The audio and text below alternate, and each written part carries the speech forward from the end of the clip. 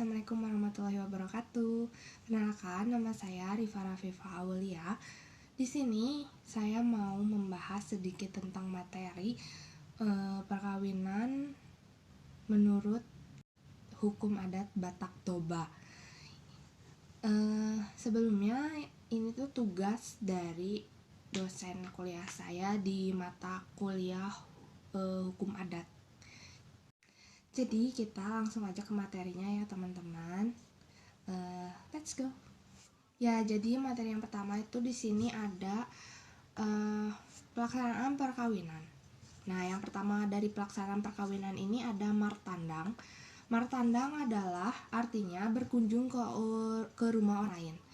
Nah, dalam martandang ini si laki-laki itu keluar dari rumahnya berkunjung ke rumah si perempuan untuk memilih si yang mana perempuan itu yang akan menjadi bakal istrinya.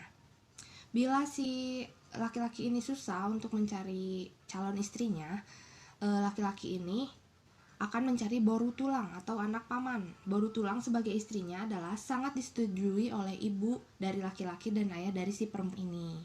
Seperti itu teman-teman dari martandang. Nah, yang kedua itu ada mangalehon. Mangalehon itu artinya memberi tanda.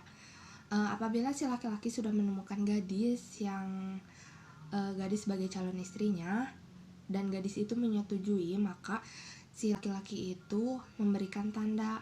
Dari laki-laki itu berupa uang dan perempuan itu berupa kain sarung atau ulos. Seperti itu. Nah, bila si wanita ini sudah menyetujui, maka laki tersebut akan memberitahukannya kepada kedua orang tuanya, dan kedua orang tuanya itu akan menyuruh perantara atau yang biasa disebut domu-domu untuk mengatakan kepada ayah si wanita itu bahwa anak perempuannya itu sudah ditandai oleh anak laki-laki mereka. Seperti itu teman-teman. Yang ketiga ini ada marhusyib, artinya tuh berbisik. Biasanya dari kedua belah pihak ini diwakili oleh perantara masing-masing. Biasanya pihak laki-laki ini menanyakan ke pihak si wanita berapa kira-kira jumlah uang sinamot yang harus disediakan oleh pihak keluarga laki-laki, dan juga memberitahukan kepada pihak si wanita kemampuan pihak laki-laki. Seperti itu. Nah, yang keempat ini ada marhata sinamot dan manjalo sinamot. Pada marhusyib sudah dibicarakan kapan keluarga si laki-laki secara resmi datang ke keluarga si wanita untuk membicarakan keinginan sekaligus menanyakan berapa sinamot yang harus diserahkan kepada si pihak wanita tersebut. Pada masyarakat Toba, biasanya pembicaraan baru diadakan setelah memakan makanan yang dibawa oleh pihak laki-laki tersebut. Nah, baru setelah selesai diadakannya makan tersebut, barulah diadakan marhata sinamot, yang artinya membicarakan sejumlah uang atau sinamot yang harus diserahkan kepada pihak wanita tersebut. Nah, sinamot pada masyarakat Batak Toba biasanya terdiri dari uang dan hewan. Sinamot yang terdiri dari uang biasanya diserahkan pada orang tua si wanita pada acara marhata sinamot. Oleh karena itu, pihak orang tua si wanita biasanya menyebut manjalo sinamot atau menerima sinamot. Sedangkan sinamot yang terdiri dari hewan biasanya diserahkan kemudian hari. Nah, yang kelima ada maningkor lobu. Biasanya maningkor lobu itu jarang dilakukan atau sudah tidak pernah lagi dilakukan karena sinamot sekarang ini hampir tidak pernah dilakukan lagi penyerahan bentuk hewan. Tetapi belakangan ini telah disatukan dengan penyerahan sinamot berbentuk uang. Seperti itu teman-teman. Nah, yang keenam ini tuh ada Martonggo Raja. Martonggo Raja ini adalah merupakan suatu rapat untuk mengadakan pembagian tugas dari keluarga laki-laki tersebut.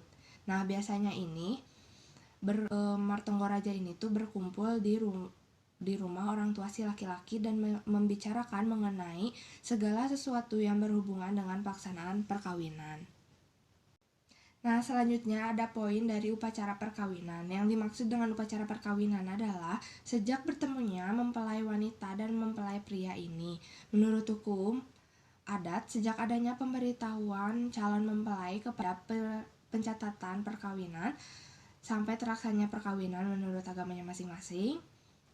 Biasanya pada masyarakat Batak Toba ada dilakukan dengan 3 cara sekaligus. Yang pertama ada penandatanganan akta perkawinan di depan pegawai pencatatan sipil. Yang kedua ada acara pemberkatan di gereja. Yang ketiga ada upacara adat. Biasanya dilakukan hanya 2 acara, yaitu menerima pemberkatan di gereja dan dilanjut dengan acara adat. Akan tetapi dengan perkembangan zaman, sebelum pemberkatan pada hari itu juga dilakukan pencatatan perkawinan. Seperti itu. Nah, di poin yang ketiga ini ada perkawinan orang yang tidak diizinkan di adat masyarakat Batak Toba. Yang pertama ada satu marga tidak bisa melakukan perkawinan. Yang kedua ada narpandan, dilarang menikah dalam adat Batak Toba. Narpandan ini adalah janji atau ikrar yang sudah ditetapkan oleh marga-marga tertentu pada zaman dahulu yang sampai sekarang masih dipegang teguh oleh keturunannya, di mana antara laki-laki dan perempuan tidak bisa saling menikah yang pandan marga. Nah, yang ketiga tuh ada pariban yang tidak boleh dikawini. Pariban yang tidak boleh dikawini itu misalnya ada 5 orang kakak beradik, hanya 1 orang yang dapat kawin ke wanita anak dari paman itu atau tulang. Artinya jika anak pertama laki-laki kawin dengan anak paman, maka adik kandung laki-laki yang telah kawin dengan wanita dari anak paman tersebut tidak boleh kawin lagi dengan adik kandung wanita tersebut. Demikian sebaliknya. Seperti itu. Nah, selanjutnya ada anak perempuan Namboru atau bibi laki-laki. Dalam adat Batak Toba dilarang laki-laki menikah atau kawin dengan anak perempuan dari Namboru atau bibi tersebut. Seperti itu. Poin selanjutnya yang terakhir ada bentuk hukuman yang diberikan terhadap orang yang melakukan perkawinan satu marga. Yang pertama disiram mangolu atau diceraikan hidup. Yang kedua diasingkan atau diusir. Bagi mereka yang melakukan perkawinan satu marga, yaitu diasingkan dari desa mereka atau diusir dari kediamannya. Maka di rumah adat tersebut ada gambar pahabang manuk nabontar atau ayam putih. Maksudnya dari gambaran tersebut, walaupun dia diusir atau diasingkan, tetap diberikan bekal atau diberi nasihat agar suatu saat dia bisa menyadari kesalahannya, dan ini hanya sekadar hukuman adat. Seperti itu. Nah, bagaimana sifat perkawinan menurut adat Batak ini? Menurut adat Batak Toba, sifat perkawinannya adalah patrilineal. Masyarakat adat Batak Toba, kekerabatan ini memiliki bentuk perkawinan eksogami, yaitu bentuk perkawinan yang mengharuskan untuk mengambil pasangan dari luar klan atau marga. Misalnya seorang laki-laki yang bermarga A harus mengambil seseorang perempuan bermarga B sebagai istrinya. Untuk informasi, sebenarnya saya tuh bukanlah orang dari adat Batak ini, tetapi saya mengambil materi ini untuk mengetahui atau menambah wawasan saya dan pengetahuan saya tentang mengenai hukum perkawinan adat yang ada di Nusantara ini. Terima kasih. Nah, sekian materi yang saya dapat sampaikan. Mohon maaf bila ada kesalahan.